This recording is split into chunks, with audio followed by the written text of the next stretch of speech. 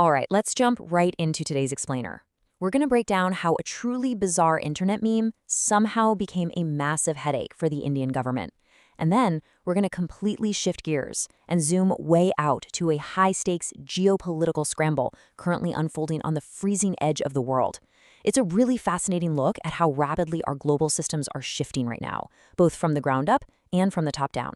Here is our roadmap for today. 1. The Cockroach Janta Party. 2. The NEET exam crisis. 3. From online to streets. 4. Threat to Modi's government. And finally, 5. The scramble for Greenland. Part 1. The Cockroach Janta Party. To really understand this Gen Z-led movement, we have to rewind to the inciting incident back in May. It all started during a hearing when the Chief Justice of the Indian Supreme Court likened young, unemployed Indians to cockroaches who just drift towards social media and activism. Yeah, you heard that right. As you might guess, calling young, frustrated people cockroaches didn't exactly go over well. It felt incredibly dismissive, and it instantly sparked this widespread, intense anger across the country. But how was that anger channeled? Well, a 30-year-old US-based Indian named Dipke took to the internet and asked a pretty brilliant question. What if all the cockroaches came together? He didn't just stop there, though. He created a satirical movement called the Cockroach Janta Party, or CJP. It's a direct, mocking play on the name of the ruling Bharatiya Janta Party. He gave it a suited-up cockroach mascot and dedicated it to the people he said the system forgot to count. And the growth was absolutely explosive. Seriously, it was like a digital wildfire. Within just 2 weeks, the CJP's Instagram account skyrocketed past 20 million followers. To put that into perspective, that is more than double the follower count of the ruling BJP's official page. It just goes to show how quickly the satirical cockroach mascot resonated with everyday citizens who are already feeling fed up. Part 2. The NEET exam crisis. So underneath all the clever satire and the memes, there's a very serious, deeply rooted systemic issue here, and it's focused squarely on Education Minister Dharmendra Pradhan. It all revolves around the NEET, the National Eligibility Cum Entrance Test. This is a massively competitive nationwide entrance exam for undergraduate medical courses, and the CJP aimed all its fire at this notoriously dysfunctional system. It's a setup that places unimaginable, crushing pressure on young students who are literally just trying to secure their futures. The core issue here is extreme scarcity. Think about it like this. Millions of students are competing for a tiny, tiny fraction of available spots. We are talking about fewer than 150,000 places available for an applicant pool that numbers well over 1.8 million. The bottleneck is severe, and the stakes for these kids couldn't be higher. 2 million. Let that sink in for a second.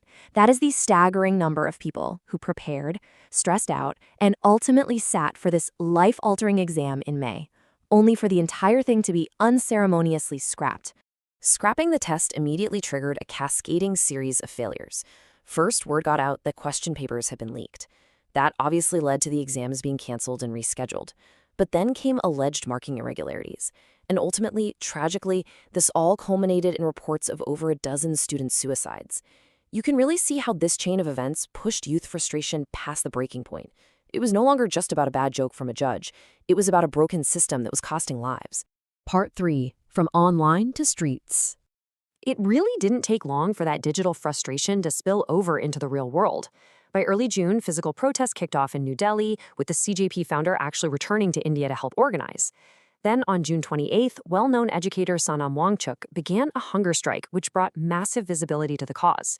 When police forcibly took him to the hospital on July 18th, tensions just skyrocketed. And that brought us to July 20th, when tens of thousands of people marched toward Parliament. That July 20th march actually coincided with the first day of the new parliamentary session, and the clash was intense. Protesters were marching in defiance, demanding the resignations of Prime Minister Modi and Education Minister Pradhan. In response, police refused permission for the march. Authorities erected barriers, blocked internet access, and ultimately used kettling tactics, batons, and tear gas. It became one of the largest demonstrations against Modi's government in recent years, exposing a very deep, raw undercurrent of dissatisfaction among Gen Z. Part 4. Threat to Modi's government. So we have to ask, just how serious of a challenge is this to a leader who has completely dominated Indian politics for over a decade? Well, according to Indian journalist Surbhi Gupta, this movement is uniquely dangerous for the government. See, past protests under Modi, like the farmers' protests, were largely rooted in the grievances of specific, isolated constituencies. But these CJP protests center on education, and education is universally seen as the primary route to economic and social mobility. It cuts across all groups, all communities, making this a much broader, decentralized threat. Right now, we are looking at a fierce political deadlock. On one hand, the government says it's committed to fixing the exams, but there's no sign of Pradhan resigning, and they're attempting to initiate talks. On the other hand, opposition leader Rahul Gandhi has joined in, demanding resignations, and the CJP organizers are digging their heels in, demanding the government comes to them. What started as a single-issue protest about an exam is rapidly morphing into a much broader anti-government sentiment. Which leaves us with the ultimate test. Can a satirical internet party actually maintain its viral momentum and translate online success into sustained, real-world political change? For now, the suited-up cockroach remains an extra-parliamentary campaigner. But we're left watching closely to see if this digital-first frustration will permanently reshape Indian politics. Part 5. The Scramble for Greenland. Okay, we're completely shifting gears now. As promised, we are moving from the sweltering streets of New Delhi to the freezing edge of the world to examine a secondary but equally monumental macro-global shift. Why has the Arctic suddenly become the most valuable real estate on Earth? For decades, Greenland was viewed as little more than a giant ice sheet, a massive fortress of ice that most of us only ever spot from an airplane window. But right now, profound geopolitical shifts are happening right on the ice. The landscape there is transforming in real time. Massive ice sheets are rapidly receding, and as they melt, they're exposing highly coveted rare earth minerals. Suddenly, we are watching a brand new geopolitical battlefield take shape, pulling global superpowers like Washington, Beijing, and Moscow into a high-stakes tug-of-war over this newly emerging frontier.